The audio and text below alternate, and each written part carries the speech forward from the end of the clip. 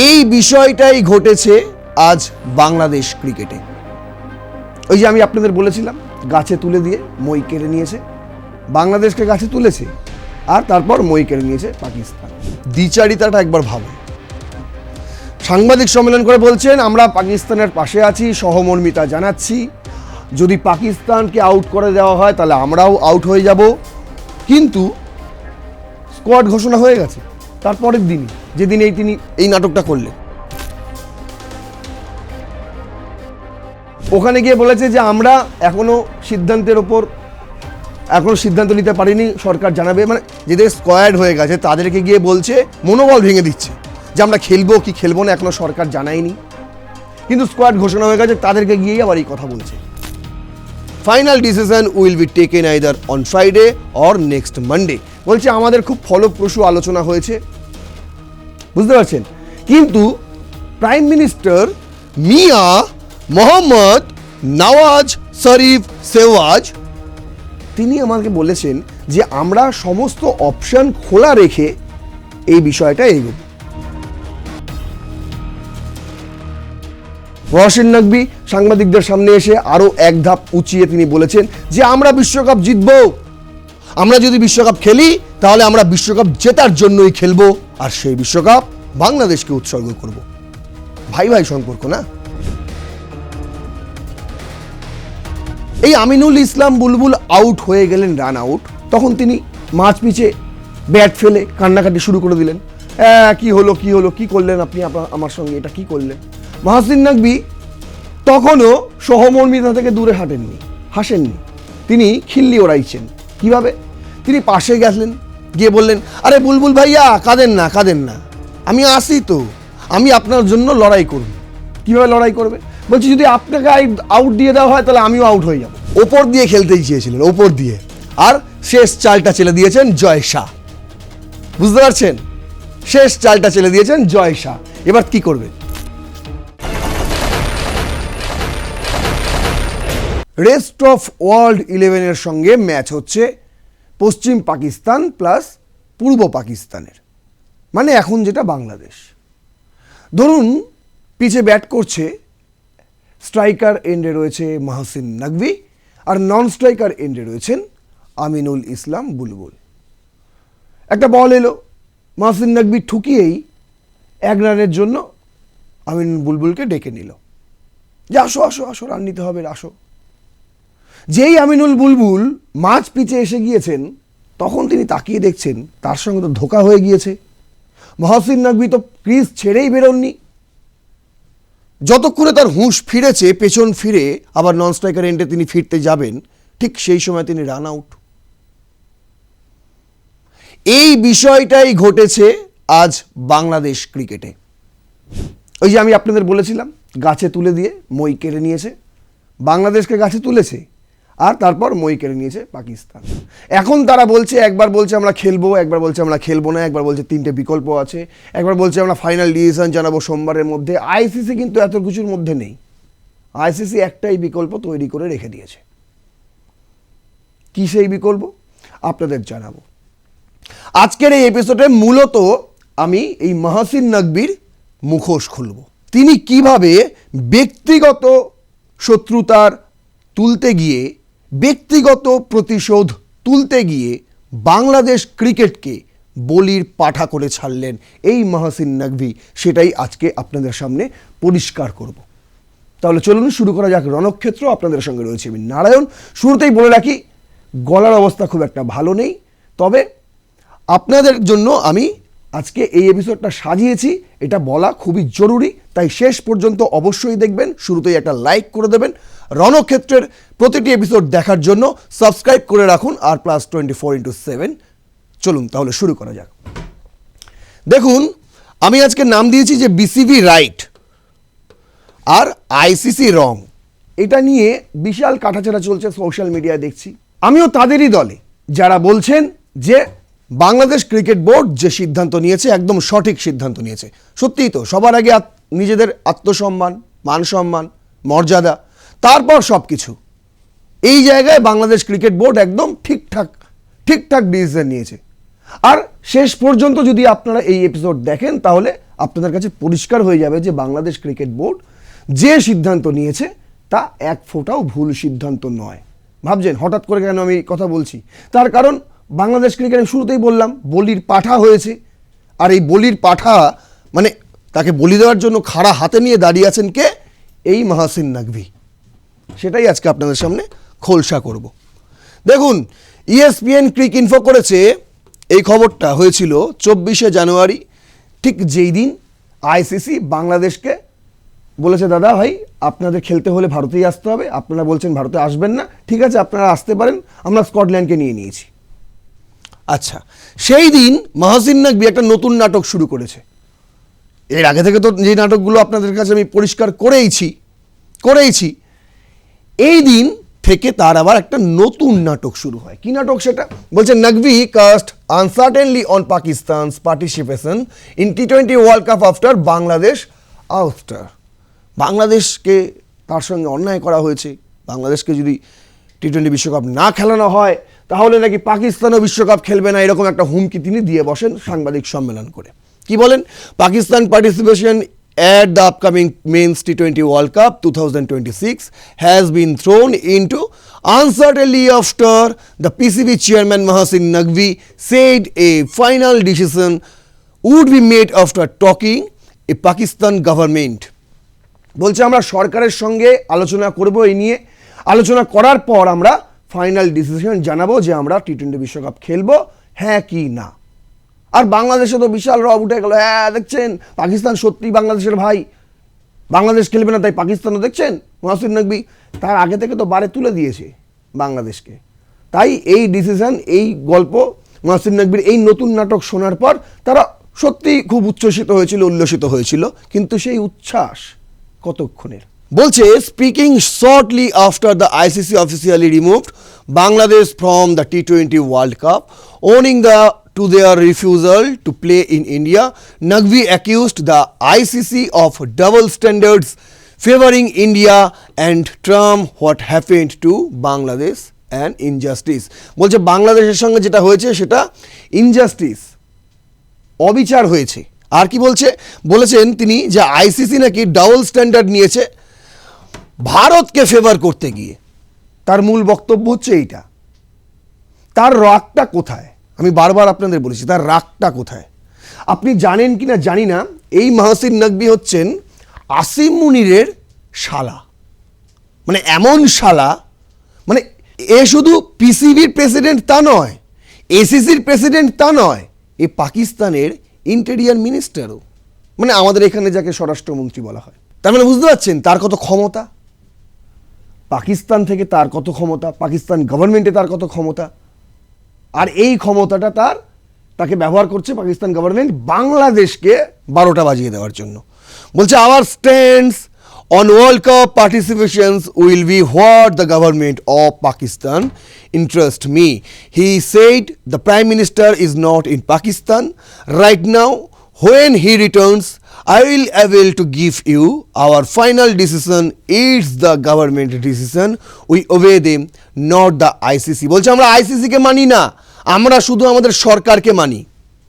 যে গল্পটা দিয়ে আপনাদের শুরু করলাম সেই গল্পটার এবার সেকেন্ড ভাগে যাচ্ছি। যখন এই আমিনুল ইসলাম বুলবুল আউট হয়ে গেলেন, রান আউট, তখন তিনি মাঝ পিচে ব্যাট ফেলে কান্নাকাটি শুরু করে দিলেন। কি হলো কি করলেন আপনি আমার সঙ্গে, এটা কি করলেন? মাহসিন নাকভি তখনও সহমর্মিতা থেকে দূরে হাসেননি, তিনি খিল্লি ওড়াইছেন।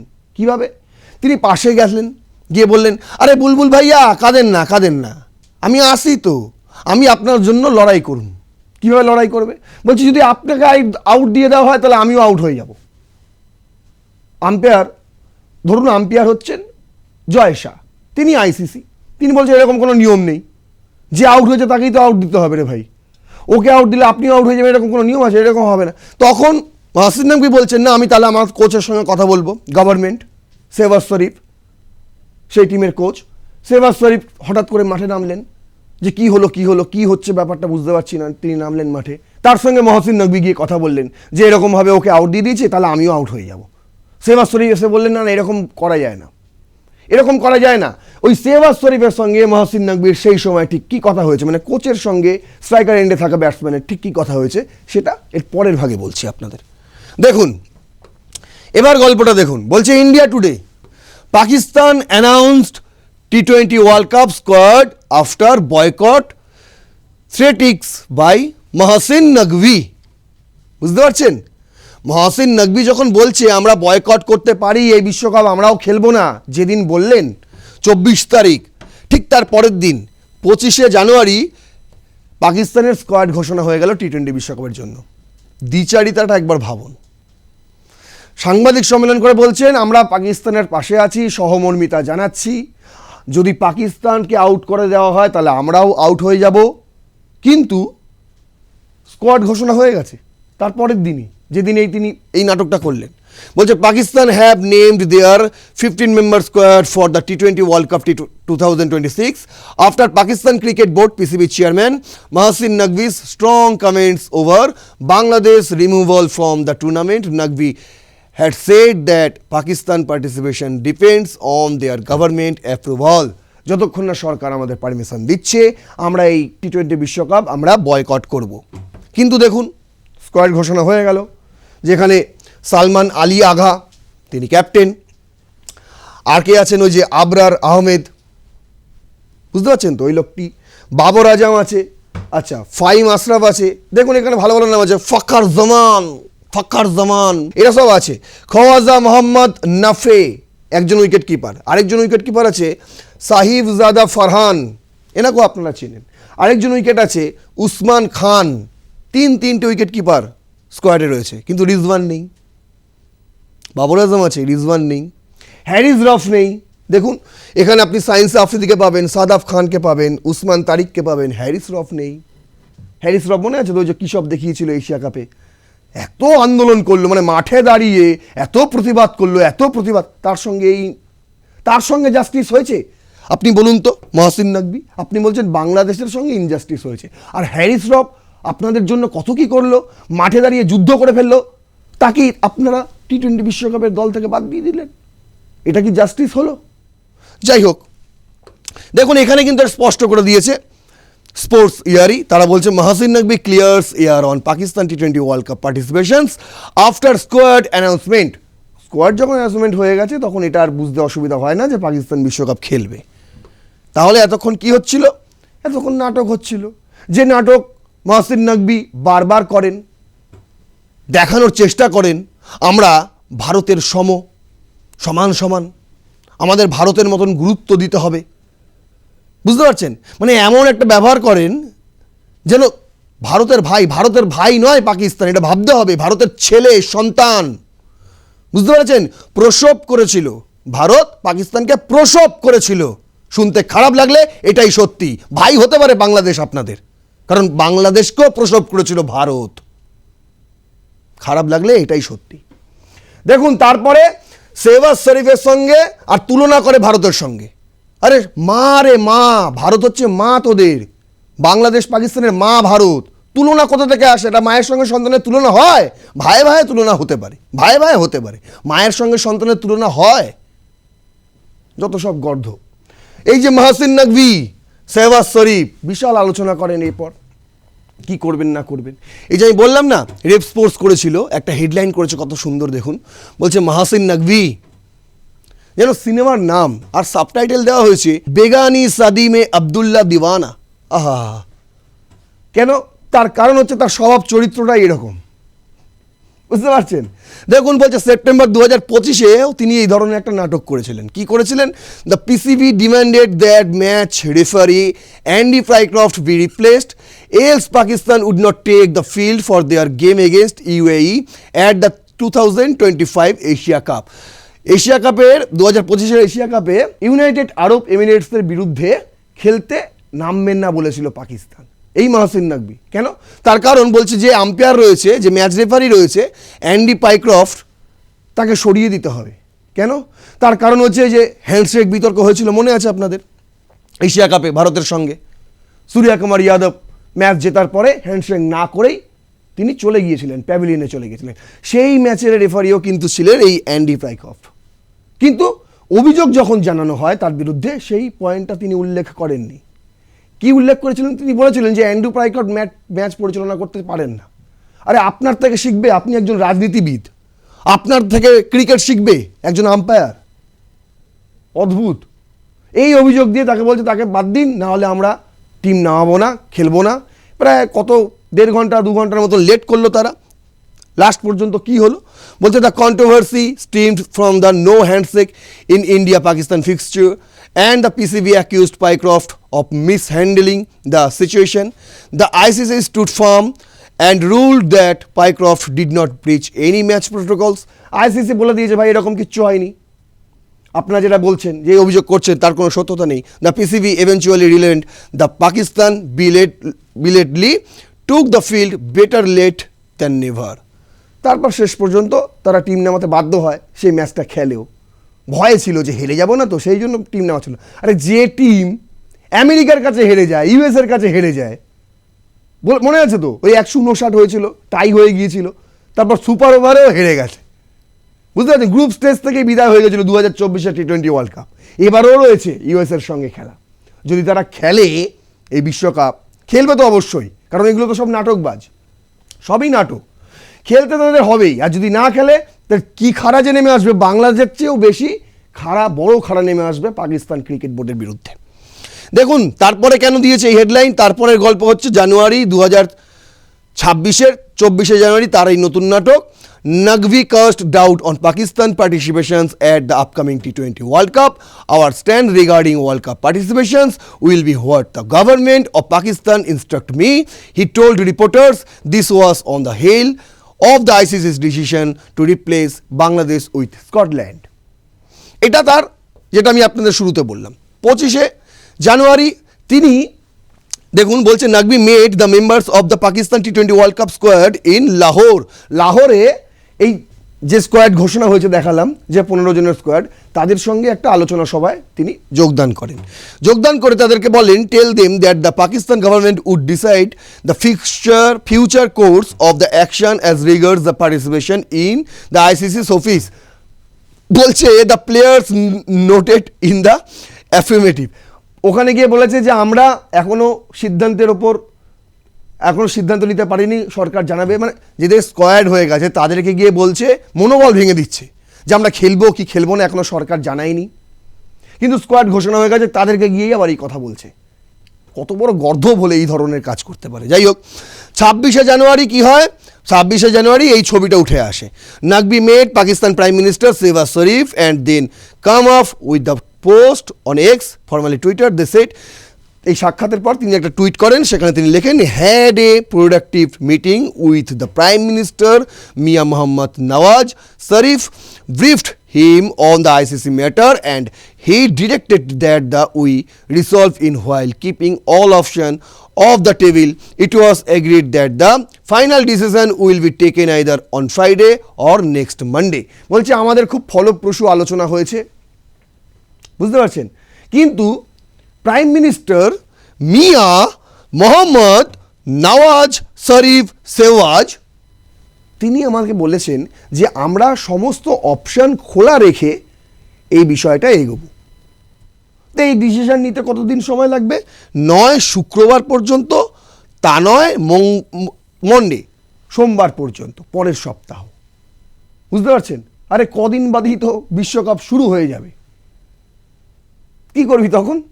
এখনও ডিসিশন নিতে পারছে না যে তারা বিশ্বকাপে দল পাঠাবে, হ্যাঁ পাঠাবে না। আর এইখানেই আইসিসি খাড়াটা দিয়েছে। দেখুন এই যে হ্যান্ডশেক নিয়ে যে বিতর্ক, এই হ্যান্ডশেক বিতর্ক নিয়ে 22শে জানুয়ারি পাকিস্তান মিডিয়ায় একটা বিশাল রব ওঠে। কেন? তার কারণ অস্ট্রেলিয়া এখন রয়েছে পাকিস্তানে, তাদের একটা টি20 সিরিজ হবে 3 ম্যাচে। সেই সিরিজে তারা একটা সার্ভেটার করেছে, hashtag mate we are ready, মানে বন্ধু আমরা প্রস্তুত। তো বন্ধু নয় কে? কে বন্ধু নয়? ক্রিকেট হচ্ছে ভদ্রলোকের খেলা, সেখানে সবাই সবার বন্ধু, বুঝতে পারছেন? পাকিস্তানের মতন নয় যে সেঞ্চুরি করতে দেবো না বলে হোয়াইট বল দিয়ে দেবো, বাংলাদেশের মতন নয় যে সেঞ্চুরি করতে দেবো না বলে হোয়াইট করে দেবো, ঠিক আছে? যাই হোক, তো এইটার একটা অ্যাড হয়েছে, প্রোমো। সেই প্রোমোতে দেখানো হয়েছে যে ভারত পাকিস্তানের সঙ্গে হ্যান্ডশেক যে করেনি সেই বিতর্কটাকে উস্কে দেওয়া হয়েছে কীরকমভাবে বলছে Pakistan cricket board has released an official promotional video for the upcoming T20 series between Pakistan and Australia and the internet can't stop talking about ইট।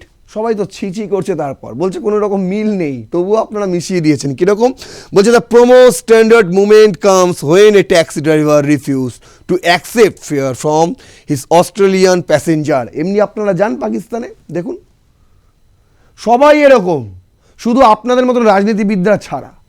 একজন ট্যাক্সি ড্রাইভার, সে একজন অস্ট্রেলিয়ান সমর্থক এসছেন, যেহেতু টিম এসছে সমর্থকরাও আসবে খেলা দেখতে, সে ওই ট্যাক্সিতে চেপেছিল, নেমে যাওয়ার পরে যখন সে ফেয়ার দিতে চায়, দাম দিতে যায়, তখন ট্যাক্সি ড্রাইভার সেই দাম নেয় না, ভাড়া নেয় না।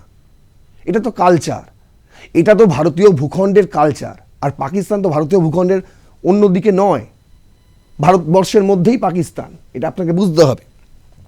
কিন্তু ওই যে রাজনীতিবিদগুলো আছে, এই পাঞ্জাব প্রদেশে বসে থাকা কয়েকটা হোতা, তারাই তো পাকিস্তানের 12টা বাজিয়ে দিয়েছে, এখন বাংলাদেশের 12টা বাজাচ্ছে।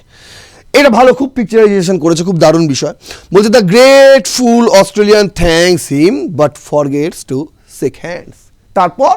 তারপর অস্ট্রেলিয়ান ওই সমর্থক ওই ট্যাক্সি চালককে থ্যাংক ইউ বললেন, ঠিক আছে টাকা নেবেন না, থ্যাংক ইউ।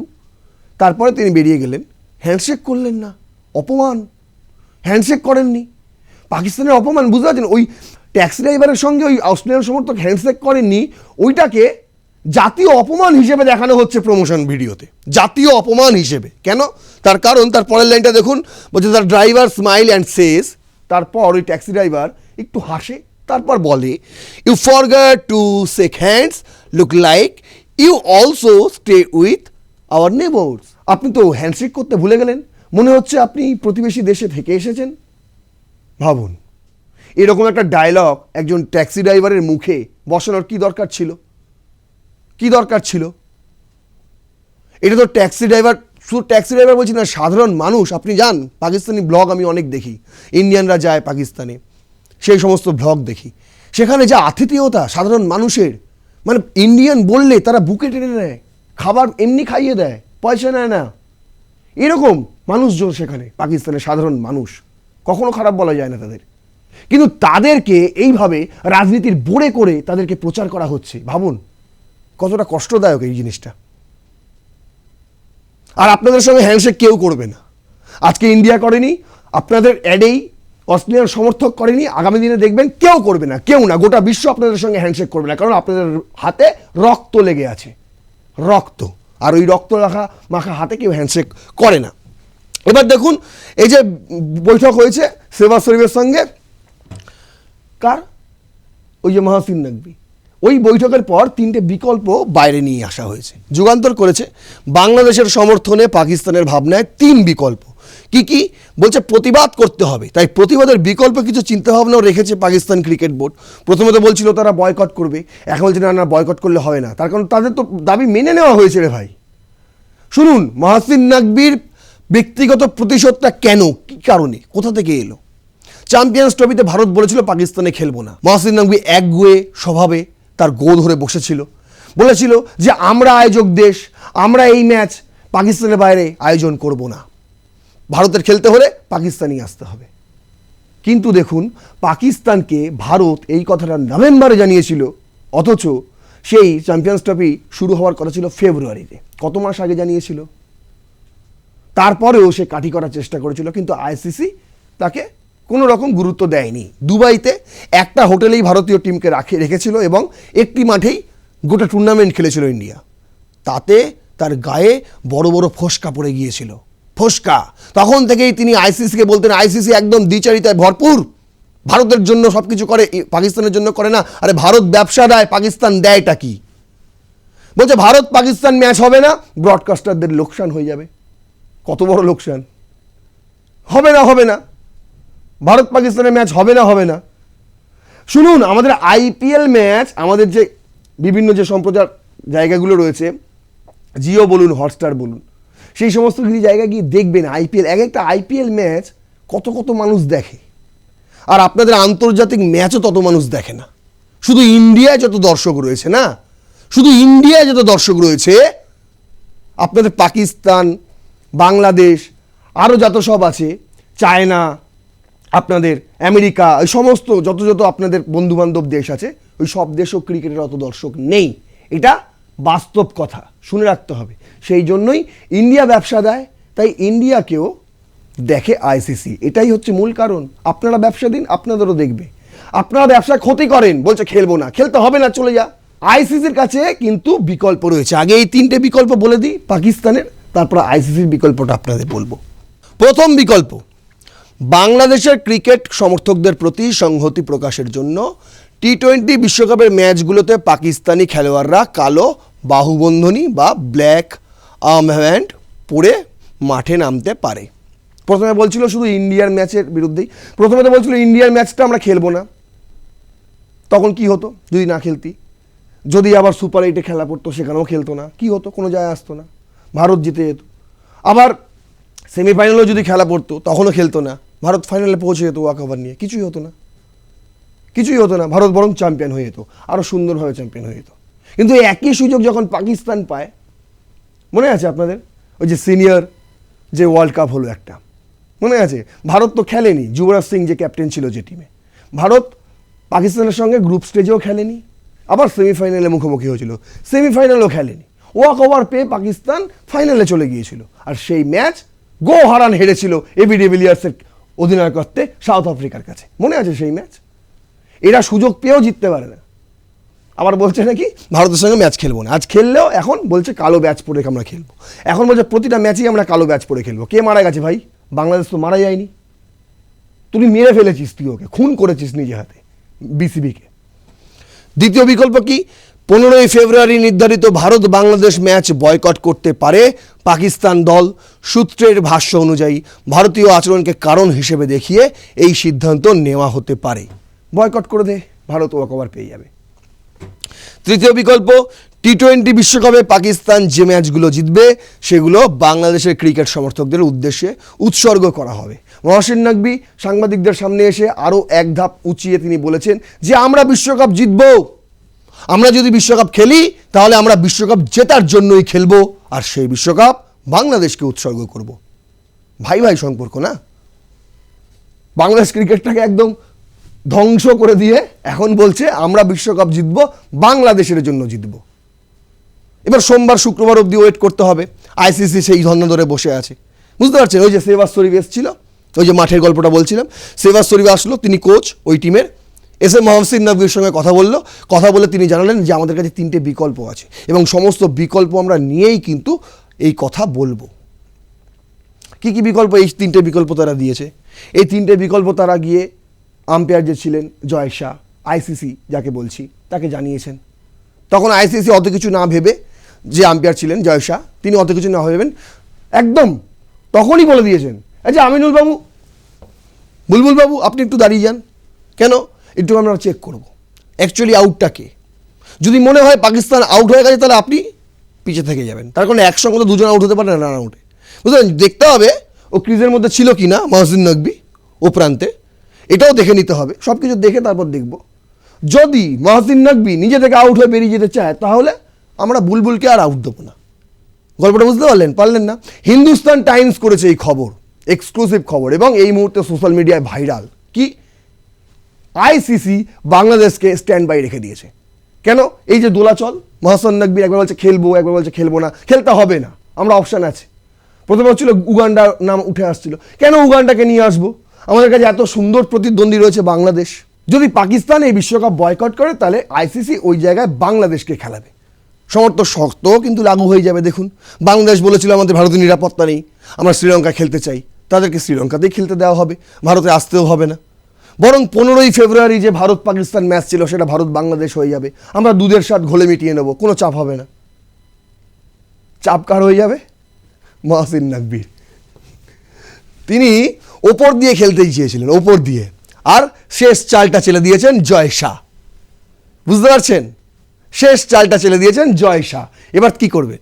এখন তো বাংলাদেশিরা খুব নাচছে, বাংলাদেশিদের কাছে এই খবর পৌঁছে গেছে, যদি পাকিস্তান বিদায় নেয় তাহলে বাংলাদেশিরা আবার সুযোগ পেয়ে যাবে, আর এই সুযোগ কেউ হাতছাড়া করবে বলে আমার মনে হয় না। এই মুহূর্তে বিসিবির যা অবস্থা বাংলাদেশে, বোঝাতে পারলাম যে কেন বলছি বাংলাদেশ এখনো পর্যন্ত যা যা করেছে সব ঠিক করেছে এবং আমিও তাদের সঙ্গে একমত। আমার এই তথ্যপূর্ণ এপিসোড যদি আপনাদের মনে লাগে অবশ্যই শেয়ার করবেন, আপনাদের মতামত জানাবেন কমেন্ট লিখে, লাইক করবেন অবশ্যই ভিডিওটি এবং সাবস্ক্রাইব করবেন R+ নিউজ 24/7।